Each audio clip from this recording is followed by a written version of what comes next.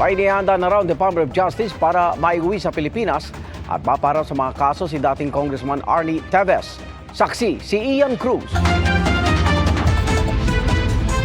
Kahit arestado na noong Huwebes sa Timor-Leste, di pa rin kasama si dating Congressman Arnie Teves nang umuwi kahapon ang mga tauhan ng NBI team na galing roon.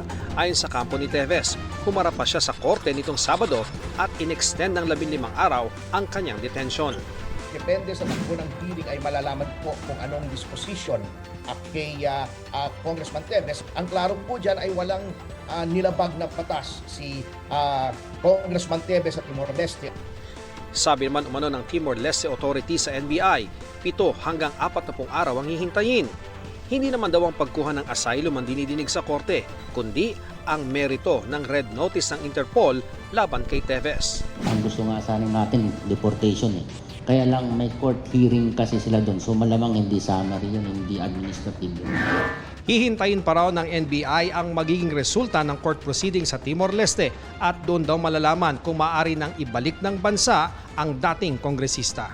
May piniprepare yung ating Department of Justice. Sabi niya, Ludes, parang extradition na, rendition, parang reciprocity. Bago niyan, nagkataasan pa ng boses ang NBI at mga kausap nila sa Timor-Leste para ma-verify kung si Congressman Teves nga ang naaresto.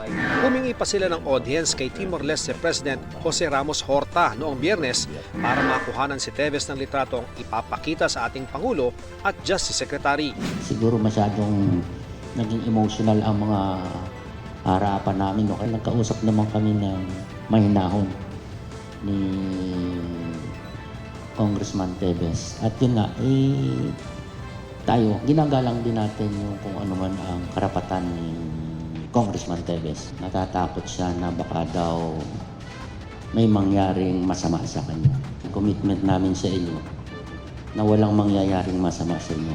Naharap si Teves sa mga kasong kaugnay sa pagpatay kay dating Negros Oriental Governor Roel Degamo noong Marso ng nakaraang taon, kaya sa pagpatay sa 3 individual sa Negros Oriental noong 2019. Kaugnay naman sa plano ng kampo ni Teves na dalhin sa UN Human Rights Council ang kaso ng dating kongresista, hindi raw ito kinikilala ng Justice Department.